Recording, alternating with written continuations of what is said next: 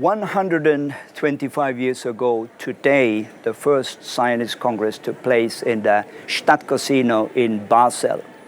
This was when Theodor Herzl called together more than 200 Jewish leaders from around Europe to dream together and to discuss the feasibility of a Jewish state in the ancestral homeland of the Jewish people in Palestine at the time. It was in this connection where Theodor Herzl said it was in Basel that I created the Jewish state. 125 years later, the Jewish state is a reality, and I have just arrived back from the 125th anniversary in Basel. I'm excited to continue this discussion about the Jewish state today, looking into the future, what does Zionism mean today? And my name is Tomas Sandell from the European Coalition for Israel, and with me in this edition of the European Report I have Marco Campomenosi from Italy, my right-hand side, and Alex Benjamin on my left-hand side.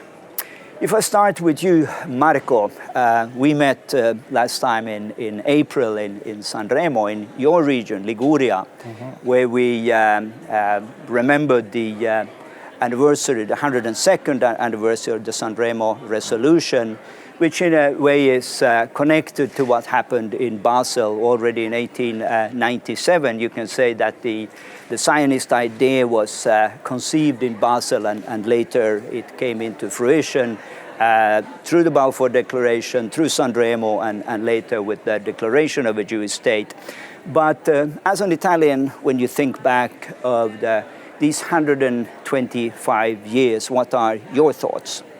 Yeah, we have met in April in Italy, in my region, in Sanremo, at the border with France, where we can say historians are also declaring this. It was one of the first events in 1922, during which the state of Israel, the idea of a state of Israel, has been formulated. Basel has maybe another kind of importance. It's maybe the moment, thanks to Theodor Herzl, during which an idea has become also a political movement. And I've also seen a declaration of Thomas Herzl when Theodor Herzl, he declared everyone will perceive it. He declared maybe in 5 years, it was a bit too much optimistic because it was at the end of the 19th century, but in 50 years surely, and this was what has happened. So it was a great pleasure for me to host in my region, in Sanremo, the ambassador of Israel. We have had interesting meetings. We also with people from England, because England has had an important role in this case. So, I'm a member of a European Parliament coming from Northwest Italy. So for me, it's important to bring all these kind of events in order to have even more knowledge to the people. Because even in Sanremo, not all the people is informed about the importance of this. But maybe we could also speak about La Spezia and other projects we are working on. I can attest to what you said. In Basel at this anniversary, I spoke also with many Jewish activists, and we spoke about Sanremo, and they said, San what? So I believe there's still a lot of work to be done to put Sanremo on the same map as Basel and the Balfour Declaration. And talking about the Balfour Declaration, we come over to Britain, and Alex, you are one of the champions here in the European Parliament, standing up for the Jewish state, and you've done so for many years, and I know that Israel is something which is very close to your heart. But so what are your thoughts? On the 125th anniversary, I can only echo what both you and Marco were saying just a couple of minutes ago. Theodor Herzl, in trademark chutzpah style, said, I founded the State of Israel. Yeah. And Marco was just alluding to it. He said, people won't perceive it now, but 50 years' time they will. Well, of course he was right. And when I think of Israel, I was there in July whenever I come in, I always ask for a window seat. It's one of the few things that I do when I'm flying into Israel is ask for a window seat. Why? Because when I fly in over Tel Aviv and I think about what was there at the time of Herzl and what there is there today, the skyline, the modern metropolis, it makes me feel incredibly proud. Likewise, when I go up to Jerusalem, which was for all intents and purposes, a backwater under Jordanian control, neglected, unloved, and now it's really a shining city, a capital of Israel. It makes me very proud. But I always keep in mind that at the back of it all, there's a sadness, and the sadness was the circumstances that existed in Europe at the time that led Theodor Herzl to come to the conclusion that we needed a Jewish state and that being Jewish and European weren't compatible. So I'm always trying to balance up that dichotomy. I'm proud of a Jewish state, but I'm also glad that the circumstances don't exist anymore where it's as needed as it was in Herzl's time.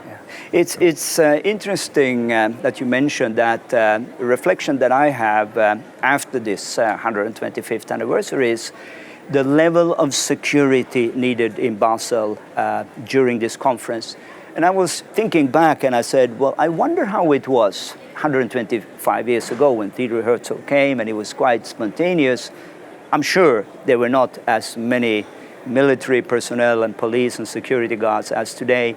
And of course, as you say, that makes one wonder why on earth still today is there such a need to protect Jews coming together in a peaceful anniversary. So we always have to keep this in mind. Marco, you, as we mentioned, you come from a very special region, Liguria. You also mentioned the city of La Spezia, which has been called a gateway to Zion, going back to the days of the Exodus. Italy has always had a very special relationship with Israel. The Jewish community in Rome has been around for more than 2,000 years. Italy is also going to elections in a few weeks' time. This is perhaps not the time to analyze the elections, but what can you say about Israeli-Italian relations? And most importantly, how can they be strengthened? I've mentioned positive examples of what has happened in Italy, in Sanremo, in La Spezia. La Spezia was a base of many of the trips of Exodus ship, that brought many people from Europe to the land of Israel. And the story, and I would invite people to also to look at the films made on these issues. And for us, it's very important to remember this. But we also have to mention the responsibilities that Italians have had during the Second World War, with the persecution, with laws against Israeli people. This was a shame, and so the Italians remember also this very well. But now we are also working on many projects. I'm also mentioning the fact that, for example, the former government has missions in Israel because we are working together in important topics for the future of the environmental, for example, for which Israel has had an important roles in the last decades, and for which we are working together in the use of water. We know how much it will be important, and how much it will be important for all the Mediterranean areas where the problem of climate change will be rising up more and more. And so I know very well that there are important projects on this topic, but I think also we have to continue by a cultural point of view to take in importance our heritage, cultural heritage, and also, for example, to organize more tourism between Israel and Italy, Liguria especially, because people have to know what has happened in these places. Also, as we mentioned, in Sanremo and in La La Spezia, but also why not in Basel, a city that I know very well in Switzerland, which is anyway not so far from our places, because we have to spread this also to the young people. They have to know that what we have today, if today we can speak about the Abraham Accords, new, nice, good relationships between Israel and some of the states around it. It's because we have made a lot of efforts. Maybe people in Basel were considered a bit, how to say, visionary, but now we have concrete results of what they did, and it's thanks to these people that we have these results today. Absolutely, and again, going back to Sanremo, as we mentioned this show before, the Sanremo resolution was signed in the Villa de Vachan. Yeah. And we have, of course, this dream, to speak in Herzl's term, of seeing Villa de Vachan becoming something of a memorial site for a Jewish heritage memorial site for two reasons. One is that this is in some way where the Jewish state was recognized under international law for the first time, but also as you may remember, that this was the headquarters of Gestapo during the war. So there's so much symbolism in one and the same property, and this is perhaps not a long-term but a mid-term goal, really, that together with the region and the city we could do something there long-term. Yeah. But Alex, coming back to you again, you mentioned how emotional you are when you fly into Tel Aviv, and we can hear in the way that you describe your feelings that this is something which is, again, very close to your heart. But you must also have thought about the challenges. What are the challenges, and I wouldn't say only for the Jewish state, but for the Jewish people today? Okay. I mean, for the Jewish people, one of our biggest challenges is ongoing anti-Semitism, obviously. Another big challenge is, and there's no easy way of saying it, but it's a problem which is across Europe, is a lot of people, migrants that are coming in, which have imported a hatred of either Israel or Jewish people from the countries of which they're ironically fleeing from. So these are the main challenges. I mean, as you noted very, very well, why do we have such security at hotels? Why is it that when I go to synagogue on a Saturday, I have to explain to my daughter that there's an armed policeman outside? Why are these things necessary? We need to look at the root causes of that. In terms of Israel, you would expect me to say security, and of course security is a major problem, as is Iran. But I mean, we could do a whole separate program on Iran, but luckily the state of Israel is a strong state militarily, thank goodness. Actually, the biggest challenge is, funnily enough, what Marco was just talking about, water and food. It's that time of year, we're coming up to Rosh Hashanah, the New Year, and some of your viewers might not be aware, but we have a standing prayer called the Amidah in Judaism, and we change it at the New Year, where we talk about God providing dew for the land, and then we pray for rain. And in fact, the second verse of our Shema Israel, talks about what happened if you diligently obey God's commandments. You'll be granted rain for your land at the proper time. It's central to us, this concept of water. And Israel, regrettably, doesn't have an awful lot of water. The Kinneret, or what's called Lake Galilee, is getting lower and lower every year.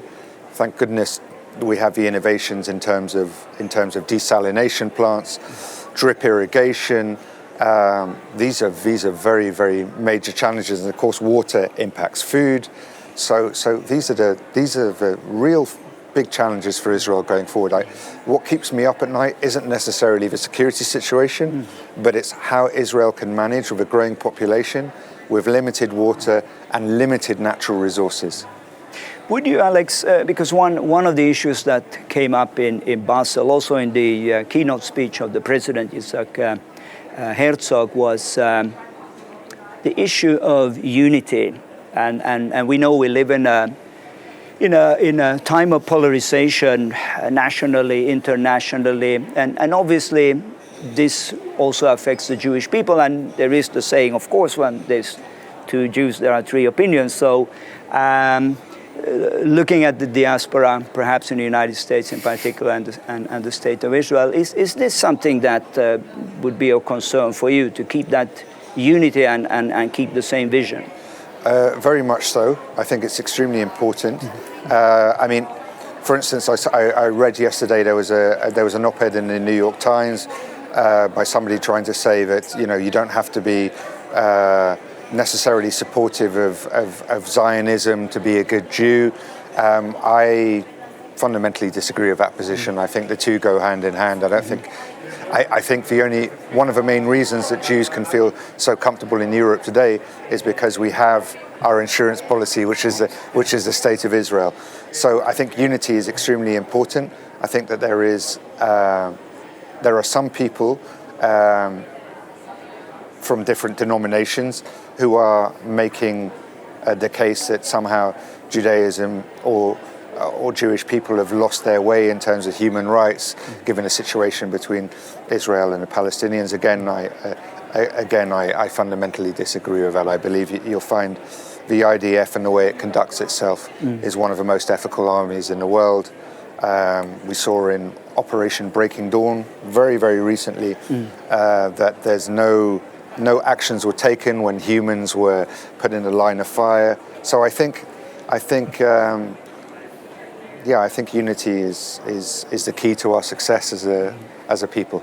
And I like what you did say about Zionism, and this was something that came up time and time again, and again in the president's speech, that we need to reclaim Zionism, that we should be proud of being Zionists, and we may be aware that even in social media it has almost become a curse word. Absolutely. So I think there's a lot of work to be done 125 years on. But Marco, coming again back to the European Parliament and the European Union, looking at EU-Israel relations, since we last met, things have taken a few steps in the right direction, one may say, with the adoption of the EU-Israel Council Association. But at the same time, that doesn't. I mean, there are a number of issues which are of concern for me. We had some of the highest leaders of the EU visiting Israel, which was fantastic. But at the same time, there was a release of EU funds to the Palestinian authorities with no sets of conditionality. And I think a fight which we have been, and Alex, you have been involved in for many years, seemed suddenly to have been sort of lost or forgotten, or in a way just brushed to the side at the same time as they, had a rapprochement with the state of Israel. But besides that, I mean, how can the EU become a better friend of Israel? I was one of the members who signed the letter to the European Commission in order to restore the association with with Israel, because it's too much important, but also for the practical reasons just mentioned by Alex.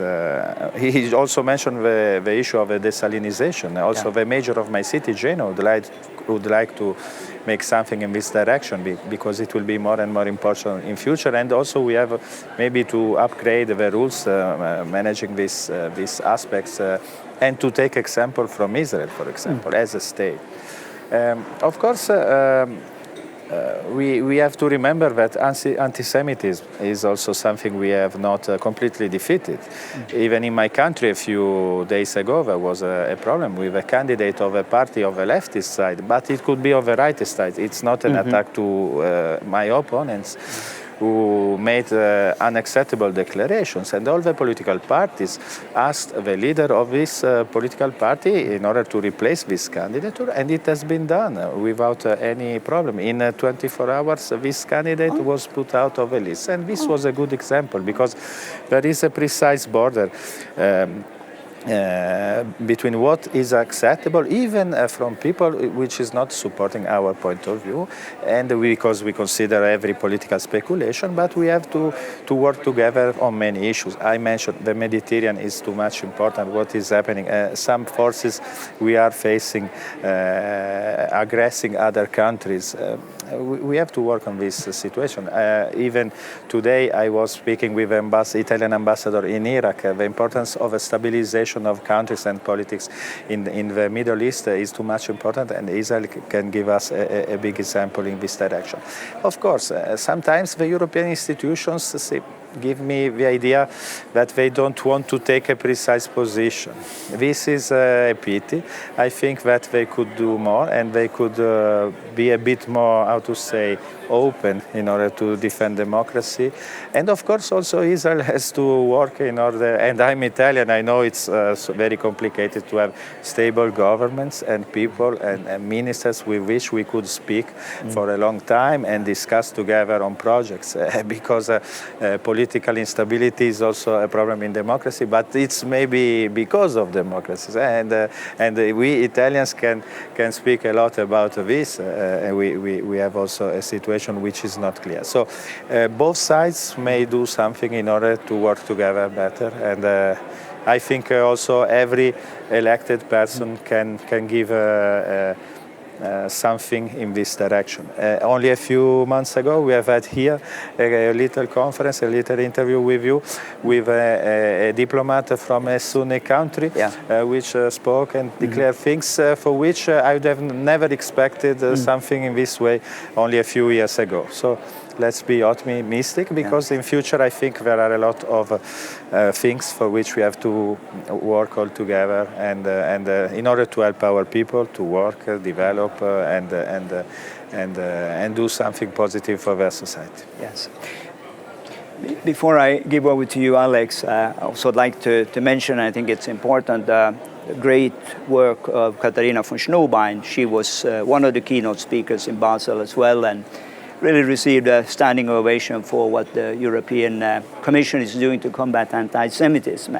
So we do have many partners also within the European institutions, but I think it's up to friends like us, be it an elected leader or other side of an activist and advocate like you and myself. Absolutely. Alex. So your thoughts about how the EU could strengthen their relations with Israel at this point in time? Okay, first of all, before I get there, just to say, Tomas, that we are delighted in my organization that we have a friend like you. And we need more friends like you, and we need more friends like Marco. So I just wanted to say you're an integral part of you're as much a Zionist as I am, if not more so. So thank you.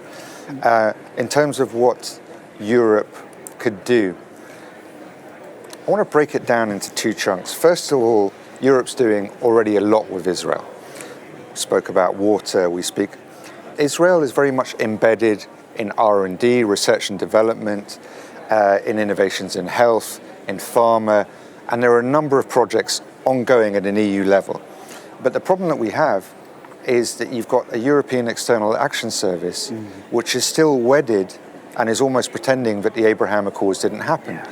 And they're stuck in a narrative which is, to my mind, 15 or 20 years old, linking progress and access to the EU institutions and the benefits that flow from it to somehow progress in the peace process, which I think is a mistake, because the peace process isn't going to be sorted out overnight. This is a long process. It's been going on since I was knee-high to a grasshopper, and I mean, I hope it can be resolved, but I don't necessarily think it will. Why then would you make a direct linkage between peace processing and that, when there are so many benefits for cooperation between the EU and Israel? For instance, one example, drip irrigation. A farmer, Marco, I know one of your assistants is from Seville in Spain. So you've got an area there which doesn't have much water, and they're using Israeli technology that they know exactly how many drips it takes to properly nourish a fruit and save a precious resource. I think if they spent less time obsessing about the peace process and more time on the benefits which come to Israel. And a final point, Thomas, if I may. Marco was talking about instability. Actually, the instability for me is one of the hallmarks of a democracy. I read a great book recently, and the guy said, what makes a democracy a democracy? And the answer was, I asked this question around the family table and many interesting answers. The answer was, from him, was uncertainty. He says, if you can be certain of the outcome of every election, you don't live in a democracy. So don't worry about Italy. Italy is a fantastic democracy, and certainly Israel is as well. I don't think anyone would predict the outcome of any Israeli election. Absolutely. We have 1 minute left of the show. So I can only give you 20 seconds to answer a very complicated question. What is the next as big Zionist dream? Maybe we start with Alex. Sure, let me just be as brief as possible. I mean, whenever I think of the next Zionist dream, I think of Isaiah, and I think of that the wolf will live with the lamb, and that's what I really, really hope. That's the next stage of a Zionist dream. Oh, that's beautiful. Marco? We have a link which is very important, I already mentioned. It's Mediterranean Sea, and we have to develop more and more democracy, values, economy, good culture in this area, which is fantastic, which is important for all the rest of the world. We have to be important also and give good examples to solve and to help to solve the problems, economical problems, but also political problems for all the rest of the world, because in some cases we are not a good example for the people. We have to be united, we have to work together. Then we could also, as we say in democracy, fight for some issues, but on the most important ones we have to work together. And Mediterranean and the history of Mediterranean can teach us a lot of things. Thank you, gentlemen. This has been another fascinating show, the European Report. Let me conclude by just quoting one of the taglines from Basel. It said, 125 years of Zionism, it's only the beginning. My name is Tomas Sandell. This is the European Report. See you again next month.